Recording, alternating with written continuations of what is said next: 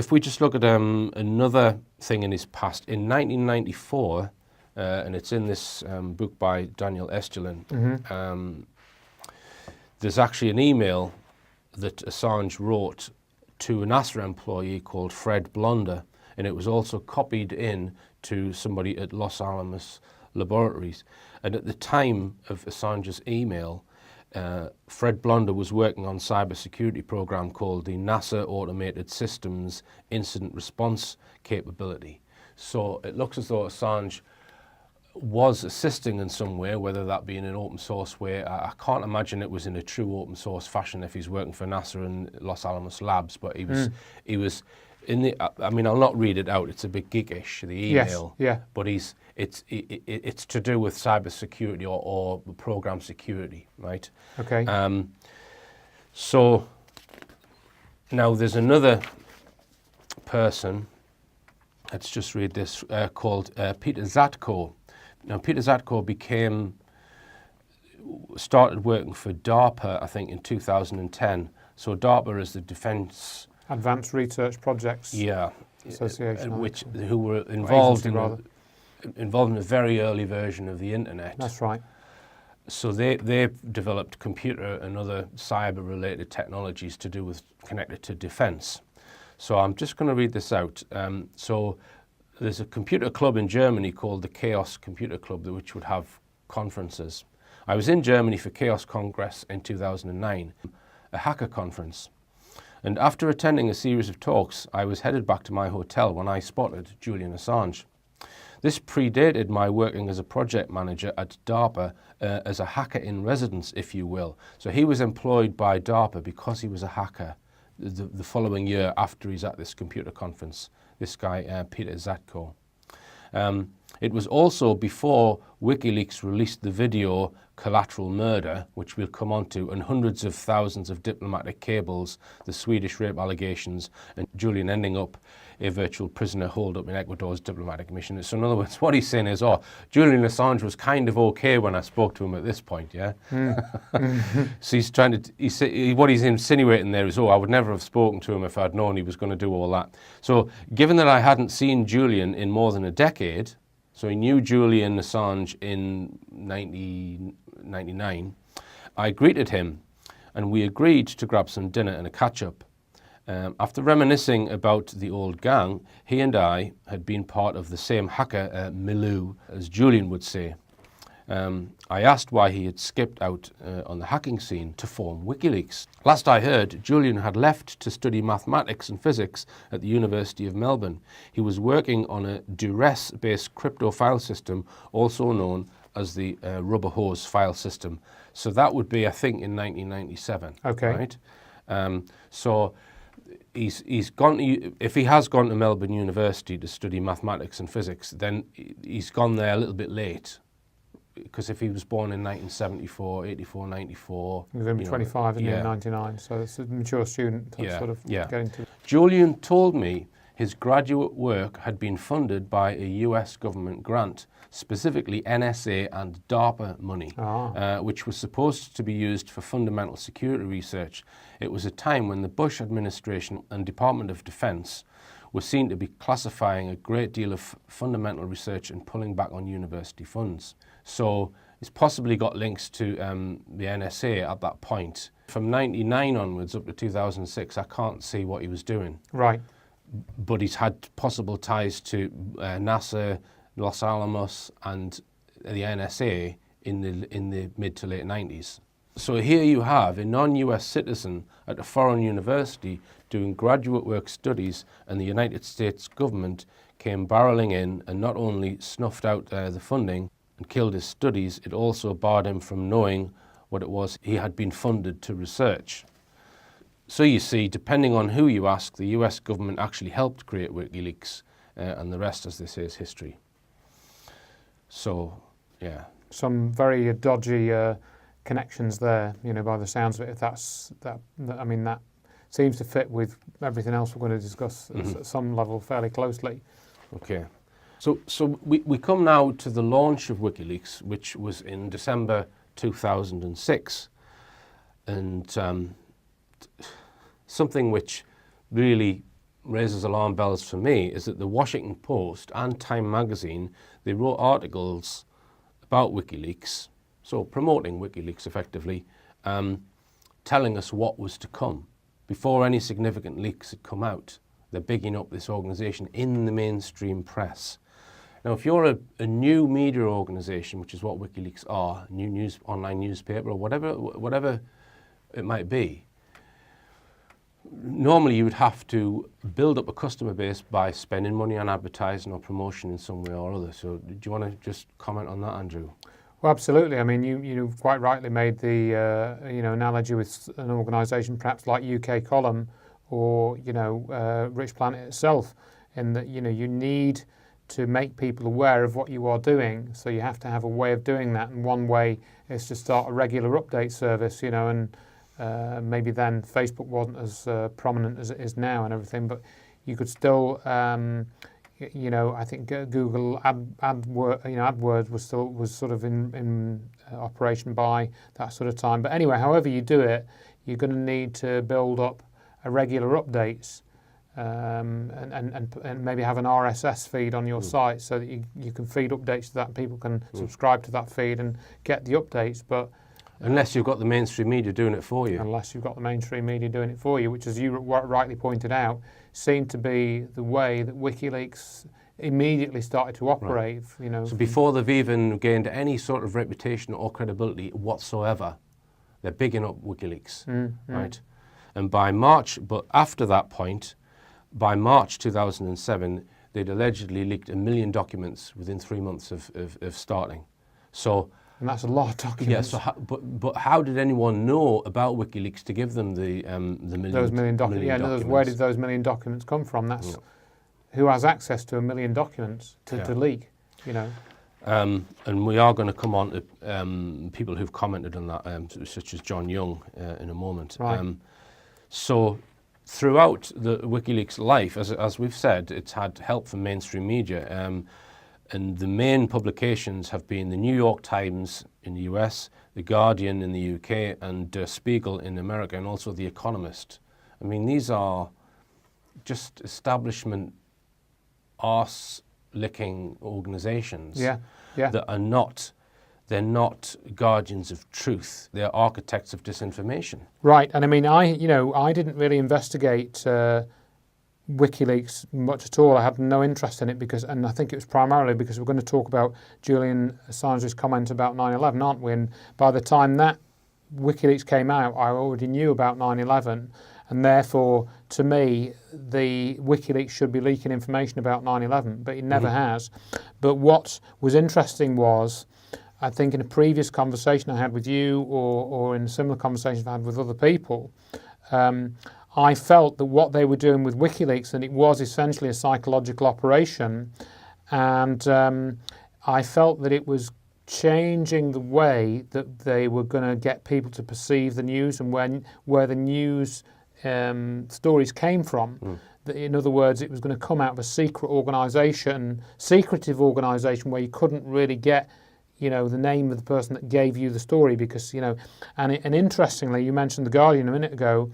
When I was reading up, when we'd agreed to do this discussion, I found an article from 2010 from the Guardian, and it actually says at the top, and I never read this before a few days ago, Julian Assange, the whistleblower, Julian Assange, founder of WikiLeaks, may just represent the future of news reporting, but he's not a journalist.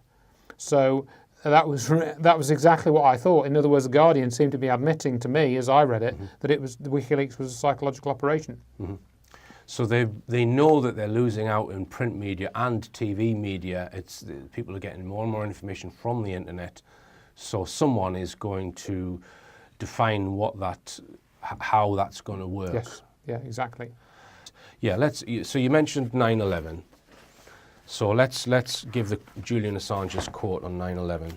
So I'm just going to read it from this book. So the Belfast Telegraph interviewed Julian Assange on July the 19th. I'm not sure what year that was, but he stated, "Anytime people with power plan in secret, they are conducting a conspiracy." So there are conspiracies everywhere. There are also crazed conspiracy theories. It's important not to confuse these two. So the interviewer then asks him, what about 9/11? I'm constantly annoyed that people are distracted by false conspiracies, such as 9/11, when all around we provide evidence of real conspiracies for war or mass financial fraud. Very non-specific. Absolutely. Yeah.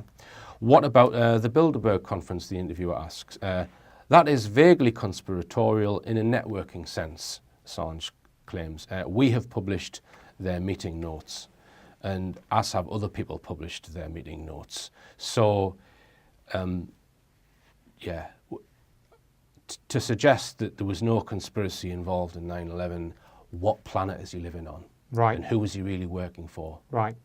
I mean, if he is clearly an intelligent person, despite whatever background he may have had. If you listen to the interviews, he's quite articulate, and he does understand how politics operates, and he even more or less says that the two-party system in the US is a joke. He doesn't put it in those terms. But if you listen to the whole interviews, he knows that is is just another puppet show, really. So why doesn't he go the whole hog, so to speak? Mm-hmm. I mean, you mentioned there about him being politically aware. You read in some of his emails where he talks about the importance of language and using certain words and certain phraseology in order to influence lots of people. So he'll say, well, we don't use the word hacking, we put the word ethical before it, or ethical leaking. Leaking can have a negative connotation. Ethical leaking changes it. So Dr. Judy Wood has spoken about this in very careful use of language. And as you say, when he's interviewed, he's never in a hurry or pressed for an answer, and he always considers his words just like a politician.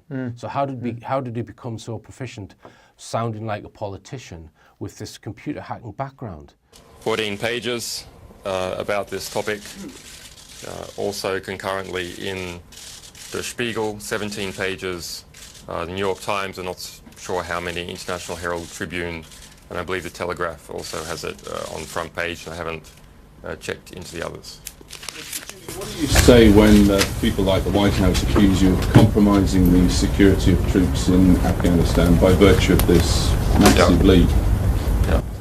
We're familiar with groups whose abuse we expose, attempting to criticize the messenger, to distract from the power of the message.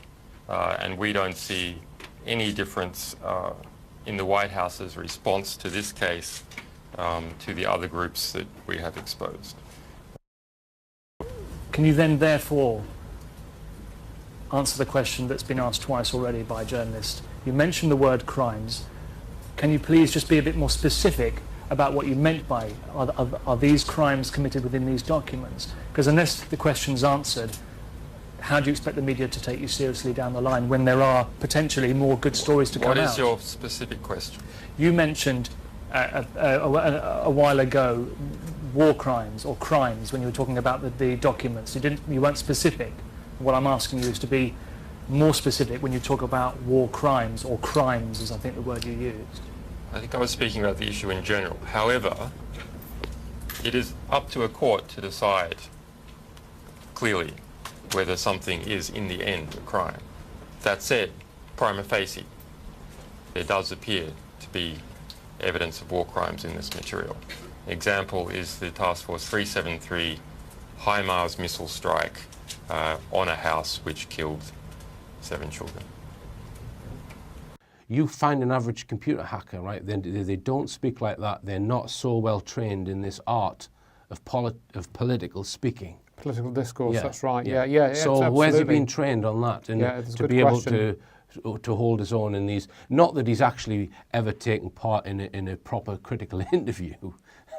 We'll mention the interviews he has taken part in. And I've just made a few notes here from something that I was listening to on the internet, that the leaks on the whole have not damaged the imperialist agenda that the US is running in their war campaigns. Right. But it has helped to, let's say, discredit Iran or reveal alleged Iran's nuclear program. There's been nothing on any sort of Israeli nuclear program or crimes.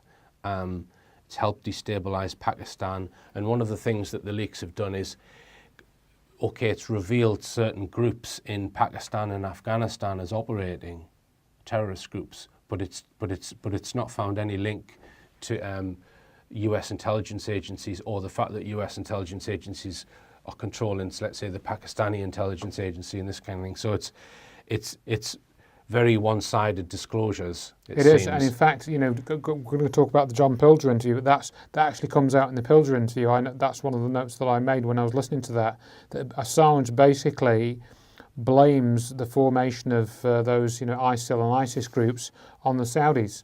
That's essentially what he does in that interview. So it's not really any different from what the US State Department itself has essentially been trying to do. You made this point, and it's horrible to kind of think about, but I think it is worth mentioning the video which really put WikiLeaks right at the forefront of everybody's minds was this where people were killed by this helicopter gunship shooting and missile attack, wasn't it? And you made this point about the way that's like having the horrible sort of head on a pole type thing, and I think it's worth you mentioning that. Yeah, I'll just mention that. It was an analogy that I drew. Yeah. WikiLeaks released these videos. I'm not sure if they came through Bradley Manning. I think they may have done. Yes, I think they did come through him, didn't they? Yes. Where you've got you can hear the voice of the helicopter pilot, and there's a whole load of people on the ground, and they're defenseless, and they're basically mowed down. They're just killed in total cold blood. It's sick. It's just sick. And WikiLeaks leaks this. But if it hadn't been leaked by WikiLeaks, then mainstream media, has it been shown on mainstream media? I think it has. I think it has, but that gave them license to show it because they weren't releasing it. They were just commenting on the fact that WikiLeaks have released it. So it's okay to now show this. And I made the analogy of, we've got an empire, the US empire, stroke Israeli empire. We've had empires in the past of total dictatorships where if someone steps out of line, you will get your head chopped off. Not only that, we'll stick it on a pole so everyone can see your head so that no one else acts in this way. Right? So it's using fear. Yeah. Does releasing those videos particularly damage the US agenda? Because it not necessarily. No. I mean, it's showing that they can act with impunity, and any nation that wants to go up against them can expect that sort of treatment, where they'll just go in and kill civilians, unarmed civilians, with impunity. Yeah. It shows that international law doesn't apply to them. Right. So that's quite a scary thought. Yeah. And so is it really being released for this sort of open freedom of information reasons in order to prevent war? Because as far as I'm aware, I'm not sure how much Assange speaks about being anti-war. We need to stop all wars, like Nick Hollerstrom. Yes, does. That's right. I've not heard him speak in those terms. No, and we hear of many stories of atrocities, from people that have come back from war zones. But this was an actual time when it was actually blasted across the screens for everyone to see, an atrocity. So the way that then the global population perceives those atrocities has been altered. Mm-hmm. Yeah. Let's take an example of a real whistleblower, Mordechai Vanunu, who found out about Israel's secret nuclear program, and he ended up in prison for 18 years, and most of you probably never heard about him. That's what happens to real whistleblowers. Right? You don't end up on the front page of the Sun, the Times, and the Guardian simultaneously. Yeah. Because those who orchestrate cover-ups in the intelligence, they've got all their tentacles in the mainstream media. And of course, going back to that video, Bradley Manning was prosecuted, wasn't he? I can't remember what happened to him. But then again, so if we're starting to shift the view of what WikiLeaks actually is from what the mainstream says to what we think it is. It's a way of presenting information to the public, which is different to mainstream media. It appears that it's possibly globalists that are behind the setting up of it and the sponsoring of it. Perhaps we can mention John Young, who 10 years before WikiLeaks was set up, was running a site called cryptome.org, which itself was leaking documents. Is that right, Andrew? That's right, yes, it was indeed. And I came across quite a few links to this because, and this is where we sort of start to get a little bit into the Iceland connection. There was an initiative to try and set up a haven in Iceland. And I think John Young, who runs cryptome.org, which to me, when I looked at it, is kind of a more honest version of WikiLeaks, because when you get onto this idea of funding, Assange was asking for like $250,000 or $500,000 funding, and John Young, who was running cryptome.org and was involved with Assange for a while, he says, "Well, hang on, why are you needing this sort of money? We don't need that sort of money to run a web server. You know, if you've got $10,000 a year, you can run a pretty decent web service for that. You know, with quite a lot of security and so forth."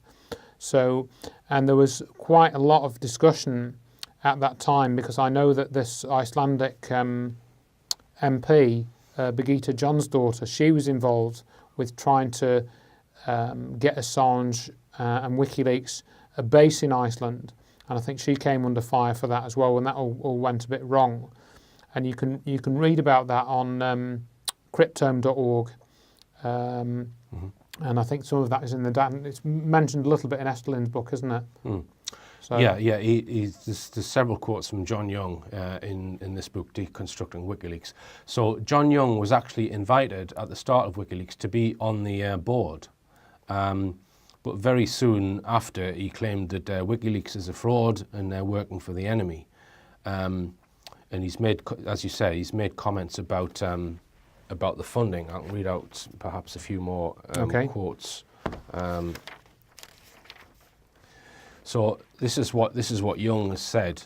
Announcing a $5 million fundraising goal by July will kill this effort. It makes WikiLeaks appear to be a Wall Street scam.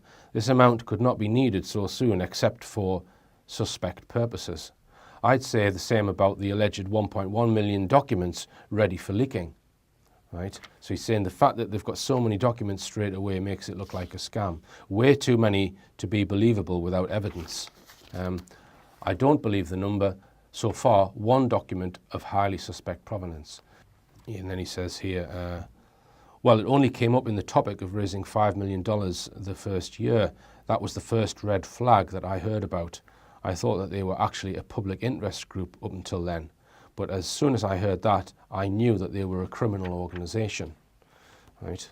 So pretty strong claims there. Yeah, absolutely. And let me just mention a few other people who, because WikiLeaks, when it was set up, it did publish the board members, the people involved, the group involved, but apparently it doesn't now. The board members are kept secret, as are the finances kept secret. Yeah, that was one of the things in the emails. They wanted to get public accounts. You know, once they'd set this going, this was in 2010, and they couldn't get any published accounts. They couldn't get Assange. Apparently, they were accusing Assange of being a one-man band, you know, and he wouldn't publish any accounts. He wouldn't tell him where the money had come from, where it was going to, etc. And that I think was why they ended up not actually getting a footing in Iceland, because the people there weren't happy that the organisation was transparent enough for them. Right. I mentioned earlier, I'm just going to list a few of the characters involved in the board. I mentioned earlier that WikiLeaks was advised by the NED, the National Endowment for Democracy, and the FH, which is the Freedom House, both which have got links to what you might call the New World Order, the Council on Foreign Relations and the CIA. Yeah. Now, one person who was on the advisory board of WikiLeaks was Philip Adams. Now, he held Australian governmental media administration posts, and he worked for News Corp, owned by Rupert Murdoch. Let me have a look. Who else?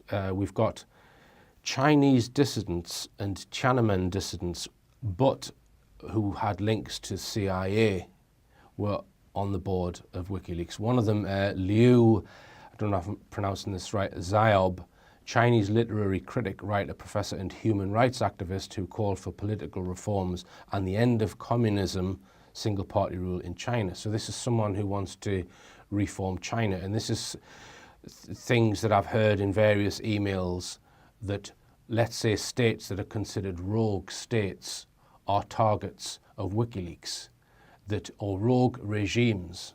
So if you're going to release dirt on certain regimes, we've heard the word, what's the next stage that follows that? Regime change. So have they been set up to assist the CIA's global plan to regime change any government which they don't like by releasing dirt on those rogue regimes, including China? Another name that I'll just mention is Cass Sunstein, who was an advisor to the Obama administration. He wasn't on the board of WikiLeaks, but he mentioned WikiLeaks in a very early article that he wrote in February 2007, before there'd been any significant releases again. So whether he just plucked that out of the mainstream media, I don't know. Now this guy has written about conspiracy theories and how their behaviours need to be managed by government and how conspiracy theorists need to have their parties infiltrated and all the rest of it. We need to infiltrate conspiracy groups, this guy has said. So he's mentioned WikiLeaks. We've got another guy called Ben Laurie, who is the former cybersecurity boss of Google, director of the Open Rights Group. Assange asked Laurie for help designing a system to protect leakers' anonymity. Are you really going to go to Google to set up your system when we know that Google is absolute corporate player? And then the name of George Soros keeps popping up as well. A character who is connected to all of the different New World Order players. Now another character involved you might want to look up is Daniel Domscheit-Berg, or Daniel Schmidt as he was called. He joined WikiLeaks a year after it was set up, right, but then left in 2010, and he's written a book about it, right, which I've downloaded and I started reading it. Computer nerds don't write the best books, right? I don't really want to know what Assange has got in his duffel bag, you know what I mean? So I got a bit bored of that. But he's an odd character to watch videos on and try and figure out, well, if WikiLeaks is a complete intel setup, then this guy who was invited to join Assange, they were kind of a double act for a little while. You can find a lecture that they've given, a joint lecture that they've given. That must mean that he'd have to be in the fold as well, I would have thought. So did he write his own book? You can find videos of him online. So you look at the characters involved, it doesn't fill you with confidence. It doesn't make you think this organization is what it claims. No. All right. So let's now, let's come on to his sort of living situation, right? Because there's some comedy mileage in this. So let's first go to 2009. This is an article which states that Julian Assange was wined and dined at the US Embassy. To the United States, Julian Assange may be public enemy number one. Some American politicians have even called for his execution. Right, so this article's been written at the end of December 2010, but less than a year ago, in December 2009, the founder of WikiLeaks was officially entertained at the US Embassy cocktail party by one of the very diplomats whose secrets he would soon spill to the world. At the reception held at the US Ambassador's residence in Reykjavik, Iceland, Mr. Assange chatted with Sam Watson, the embassy's deputy chief of mission. Assange was already sitting on dozens of Mr. Watson's classified cables at the time of the December party, including embarrassing details about America's and Britain's role following the collapse of Iceland's banks, which were later published to widespread outrage in the local media. So there's also information, I think, that he's leaked on Sarah Palin. Sarah Palin has called for Assange to be hunted down. Right, so he's been invited to US embassies, right? And okay, so this is December 2009. So at some point, I don't know the exact date, people can look it up, there was rape allegations from someone in Sweden. Well, not from them, I believe. I think it was from the police. But there's a supposed rape case from Sweden.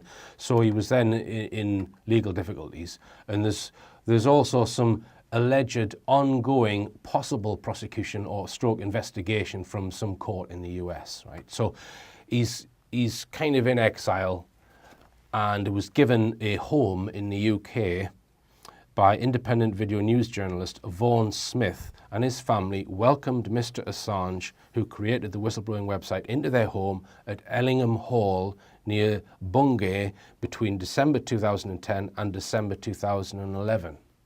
So he's living in this posh mansion in East Anglia for a year. Now, it just so happens that Vaughan Smith, whose house he was living in, is the owner of the Frontline Club. Now, the Frontline Club is this sort of elitist media organisation where people in the media get together and talk about certain things. And who helped set that up? George Soros, right? So while he's living in this house, we'll come on to his Ecuadorian embassy residence in a minute after we've done this next bit.